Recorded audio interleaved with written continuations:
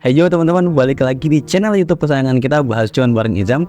Seperti video yang sebelumnya di mana aku sempat mention bahwa aku bakal lebih sering gitu ya untuk ngebahas soal crypto update. Aku bakal ngebacain, nge-updatein sama teman-teman tentang apa aja sih yang terjadi dalam crypto industry dalam beberapa hari terakhir, bahkan mungkin beberapa jam terakhir. Nah, per video ini di-record yaitu tanggal 10 Juni 2024, ternyata banyak banget teman-teman news update soal crypto atau mungkin Bitcoin yang teman-teman perlu tahu. Jadi teman-teman, goalnya adalah di segmen ini teman-teman nggak perlu mencari secara manual di artikel tentang apa yang terjadi. Aku yang akan mengupdatekan untuk teman-teman. Jadi jangan lupa untuk di subscribe dan nyalain lonceng notifikasi supaya kalau aku upload video baru teman-teman langsung dapat notifikasinya dan langsung bisa nonton. Langsung aja yuk kita bahas. Oke teman-teman, sekarang langsung aja kita masuk ke update-update seputar dari crypto. Di update news yang pertama, kita punya dari update Bitcoin Magazine.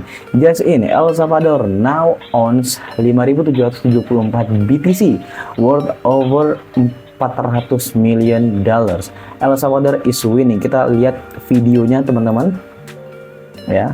When it passed the Bitcoin law in 2021, El Salvador became the first country to declare Bitcoin legal tender. It's been 3 years since that declaration. So what actually changed? Let's mine deep. First country in the world to adopt Bitcoin as legal tender. Ya, terlalu panjang kalau videonya kita play sampai habis. Tapi intinya adalah El Salvador teman-teman adalah negara pertama yang melegalkan Bitcoin sebagai legal tender gitu ya. Sudah 3 tahun sejak tahun 2021 dan berbagai fasilitas itu dibangun sama pemerintah seperti ATM Bitcoin. Bahkan mereka mendirikan sekolah yang salah satu kurikulumnya itu adalah BTC. Bahkan mereka menggunakan gunung berapi sebagai sumber daya untuk memining Bitcoin. Betapa gilanya El Salvador, dan aku yakin sekali bahwa El Salvador bakal menjadi salah satu negara maju di dunia ketika Bitcoin 5 tahun sampai 10 tahun lagi. Karena BTC akan selalu naik harganya in the long term. Kalau kita mengabaikan pergerakan volatilitas dalam jangka pendek, kita pasti bakal menjadi pemenangnya teman-teman. Dan El Salvador sudah 3 tahun as a country sebagai sebuah negara yang mengadopsi secara massal Bitcoin. Itu sangat-sangat luar biasa sekali teman-teman. $400 million. Wow. Sekarang ke news update berikutnya. Semakin ke news update yang tertinggi itu semakin wah ya beritanya. Gak sengaja aku urutkan. Sekarang kita lihat dari Lark Davis. Someone just transfer $1.1 billion worth of Bitcoin with only $105 fees on a Sunday di hari Minggu. Now try this with a bank. That's why Bitcoin is the present and future of finance. Jadi ada orang yang baru mentransfer $1.1 billion. Kalau teman-teman bingung itu berapa rupiah, aku sudah membuatkan dalam perhitungan kalkulator gitu ya. Itu senilai 17 triliun rupiah. 17 triliun rupiah. Dan fee-nya adalah sebesar $105 atau sekitar 1,7 juta rupiah. Bayangin teman-teman, itu adalah hal yang kita bisa bilang impossible kalau kita melakukan itu melalui bank. Itu butuh waktu konfirmasi berapa lama, butuh fee transaksi yang berapa besar gitu ya. Tapi di dunia blockchain kita bisa melakukan itu dengan fee yang sangat rendah dalam waktu yang relatif singkat, bahkan di hari Minggu. Kalau di bank nggak mungkin di hari Minggu, pasti di hari kerja, Senin sampai hari Jumat. That's the point. So BTC is the present and future of finance. Trust Bitcoin. Sekarang kita masuk ke berita ketiga. New spot Bitcoin ETF bought 25,700 BTC this week while miners only produce 2.250 BTC. Jadi Bitcoin itu didapatkan diproduksi dengan di-mining atau ditambang oleh para miners, dan para miners itu hanya memproduksi 2.250 BTC, sedangkan purchase Bitcoin dari ETF itu demand-nya sebesar 25.700. Itu berapa kali lipat? 10, 11, 12, something like that. Dan artinya sekarang kita back to basic ya, hukum ekonomi. Ketika demand-nya itu tinggi, supply-nya terbatas, apa yang terjadi teman-teman? Harga pasti bakal meningkat kan? Dan kita pasti bakal melihat BTC in my personal target di tahun ini itu $135.000. Dan di tahun 2025 itu pasti bakal menyentuh $175.000 at the top. Itu prediksiku. Ya, itu prediksiku. Karena institusi semuanya sudah masuk dan supply-nya itu terbatas, hanya 2.250 yang dihasilkan oleh miners. Demand-nya itu berkali-kali lipat. News update yang keempat dari Max ya, The Scalping Pro. BTC, this is the longest consolidation ya. In 2017, BTC consolidate for 48 days before breakout. In 2020, BTC consolidate for 21 days before breakout. In 2024, currently BTC is consolidating for the past 87 days and counting.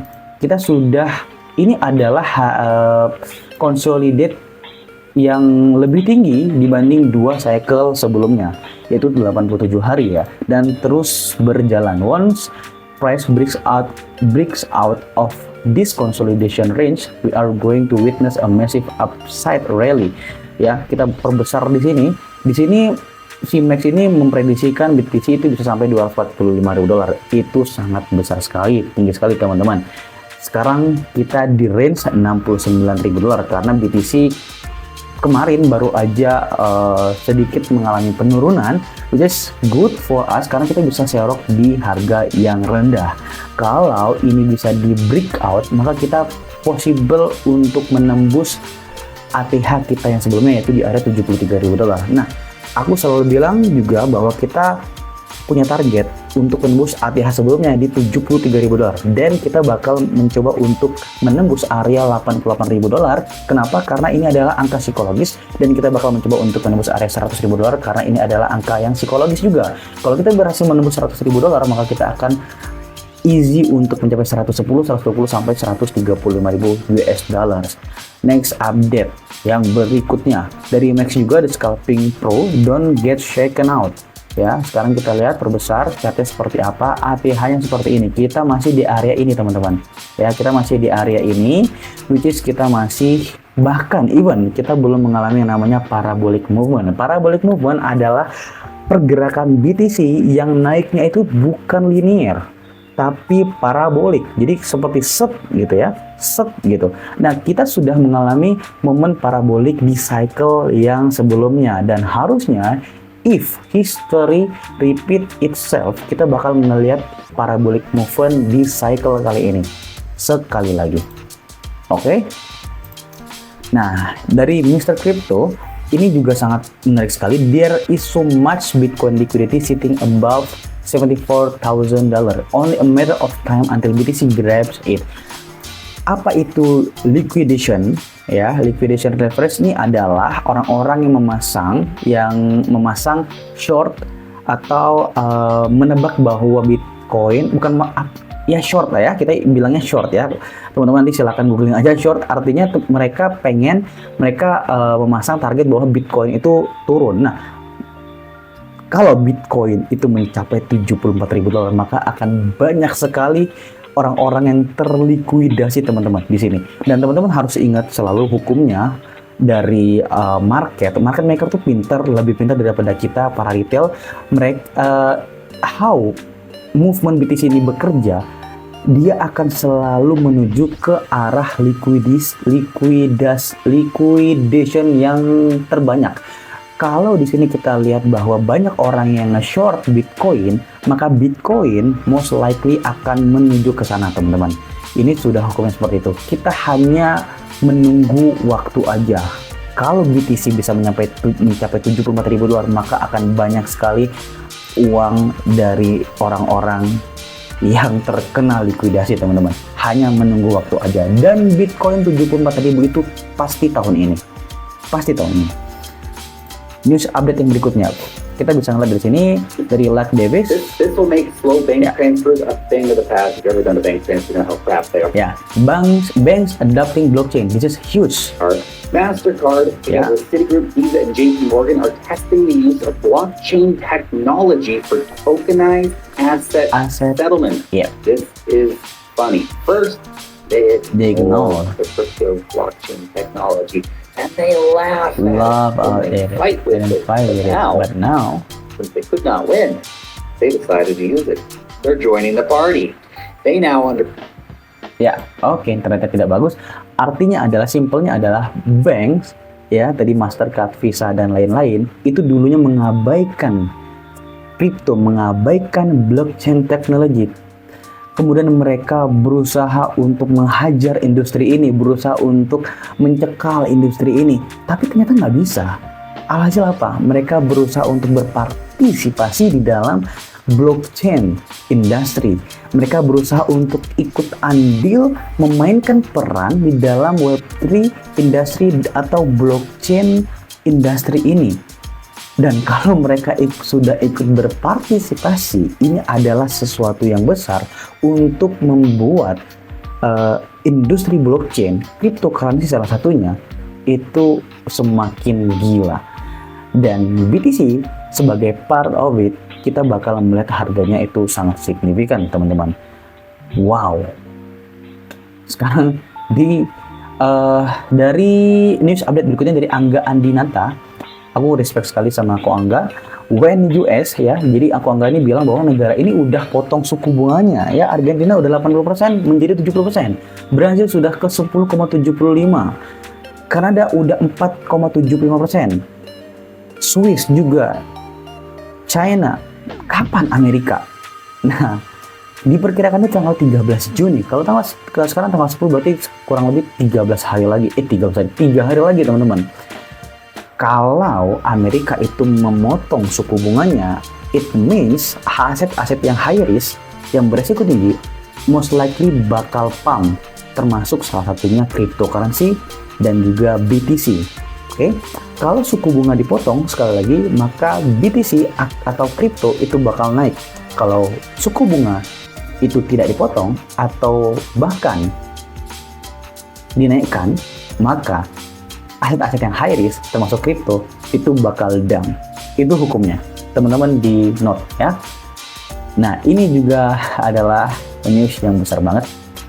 Breaking, US presidential candidate Donald Trump calls himself a crypto president at San Francisco Tech fundraiser. Are we seeing the first ever crypto election? Giga bullish. So he is the first president yang ngomong bahwa dia sangat pro sekali sama BTC, padahal awalnya dia menentang sekali. Apakah ini adalah part of big agenda bahwa perlahan-lahan, aku melihatnya bahwa perlahan-lahan tokoh-tokoh besar itu mulai dikeluarkan. Tokoh-tokoh besar itu ibaratnya ada 100 ya. 100-nya itu awalnya skeptis, nanti pelan-pelan 1 mendukung, 2 mendukung, 3 mendukung, 4 mendukung. Jadi kayak sudah terplan aja gitu. Nah, Donald Trump itu kan tokoh besar ya di US. Nah, menurutku ini sudah teragenda gitu ya. I don't know, tapi ini bakal jadi hal yang besar banget. Kalau Donald Trump menjadi presiden US, maka kita bakal melihat ya, BTC itu bakal harganya 135 ribu dolar di tahun ini, bahkan mungkin bisa lebih. Karena Presiden Donald Trump itu mempunyai pengaruh yang sangat besar sekali di US, dan US itu punya pengaruh yang besar terhadap global. Oke? Wow. Oke, itu aja update hari ini, dan aku punya 2 hal lagi dimana aku bakal nunjukin ke teman-teman kira-kira prediksi dari BTC itu berapa di tahun 2024 atau 2025. Sekarang kita bakal masuk ke chart yang pertama, yaitu Bitcoin Rainbow Chart. Ini adalah chart favoritku juga ya, bisa dibilang. Kalau teman-teman melihat cycle yang sebelumnya di tahun 2013 ya, teman-teman, pertama perhatikan bahwa merah artinya adalah maximum bubble territory. Kalau ungu adalah semakin harga semakin diskon. Nah, semakin merah semakin tinggi harga Bitcoin, semakin ke bawah semakin rendah harga Bitcoin. As simple as that. Di tahun 2013 Bitcoin itu menembus zona merahnya. Bukan lagi di zona merah, tapi menembus zona merah. Artinya apa? Ini harga sangat tinggi. That's why kemudian dia dump. Di cycle 2017 Bitcoin tidak menembus garis merah, tapi sampai di garis merah. Jadi ada penurunan. Di 2021 bahkan Bitcoin tidak mencapai garis merahnya, tapi ada penurunan sebesar 2 bar warna, yaitu BTC mencapai warna orange-nya.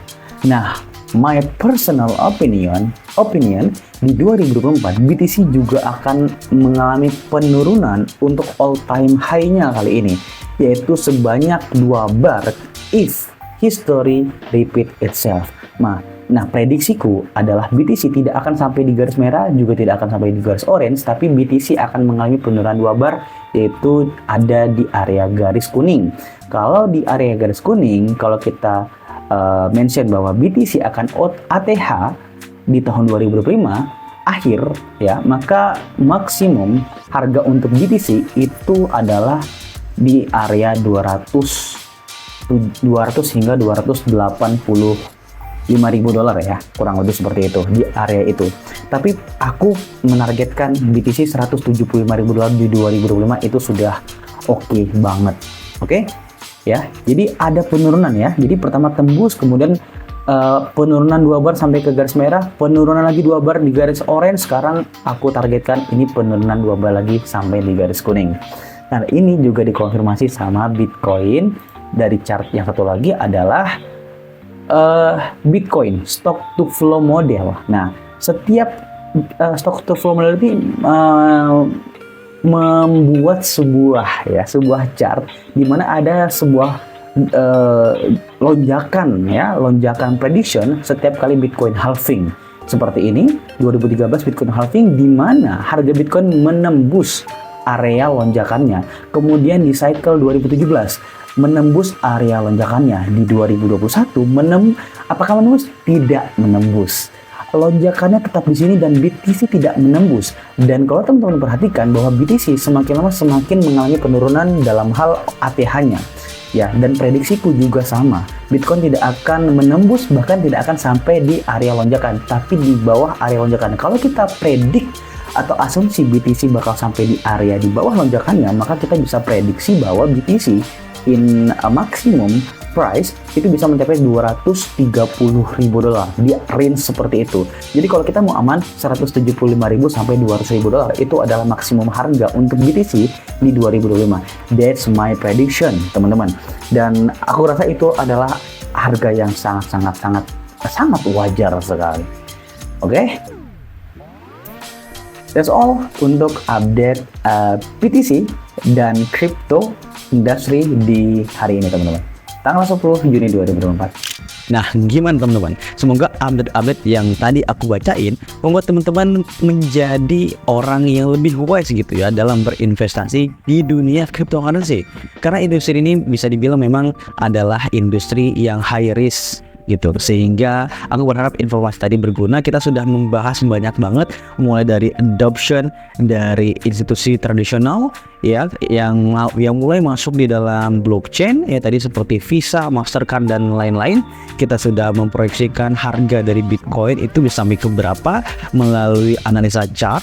Kemudian ada negara yang sudah melegalkan BTC ya, mungkin ini news lama tapi aku pengen reminder lagi untuk teman-teman dan berbagai update lainnya. Semoga informasi di dalam video ini bermanfaat, dan kalau bermanfaat jangan lupa di like, comment, share dan subscribe channel ini supaya channel ini terus grow dan bisa memberikan edukasi terus sama teman-teman dan penonton lainnya.